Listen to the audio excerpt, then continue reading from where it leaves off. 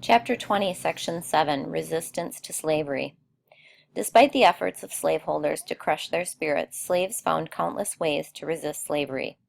As former slave Harriet Jacobs wrote after escaping to freedom, "My master had power and law on his side. I had a determined will. There is might, power in each." Day-to-day resistance. For most slaves, resistance took the form of quiet or passive acts of rebellion. Field hands pulled down fences, broke tools, and worked so sloppily that they damaged crops. House slaves sneaked food out of the master's kitchen. Slaves pretended to be dumb, clumsy, sick, or insane to get out of work. One slave avoided working for years by claiming to be nearly blind, only to regain his sight once freed. In some instances, resistance turned deadly when house servants put poison into slave owners' food. So many slaves set fire to their owners' homes and barns that the American Fire Insurance Company refused to insure property in the South. Open defiance. Quiet resistance sometimes flared into open defiance. When pushed too hard, slaves refused to work, rejected orders, or struck back violently. Owners often described slaves who reacted in this way as insolent, disrespectful, or unmanageable. Frederick Douglass reached his breaking point one day when the slave breaker Covey began to beat him for no particular reason. Rather than take the blows as he had so many times before, Douglass fought back. He wrestled Covey to the ground, holding him so firmly by the throat that his blood followed my nails. For Douglass, this moment was the turning point in my career as a slave.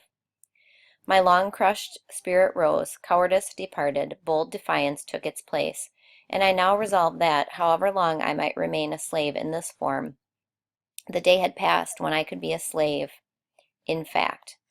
I did not hesitate to let it be known of me that the white man who expected to succeed in whipping must also succeed in killing me.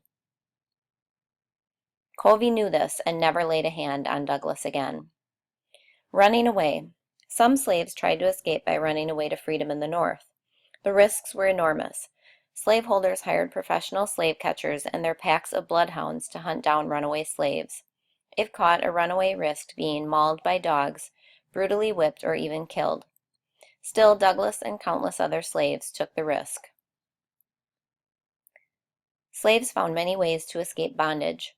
Some walked to freedom in the North, hiding by day and traveling at night, when they could follow the North Star.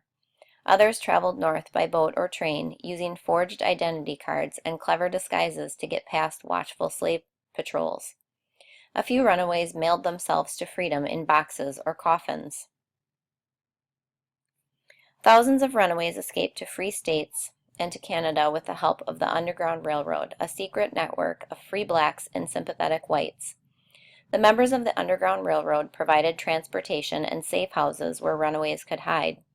A number of guides or conductors risked their lives to help escaping slaves travel the freedom train. One of the most successful was Harriet Tubman.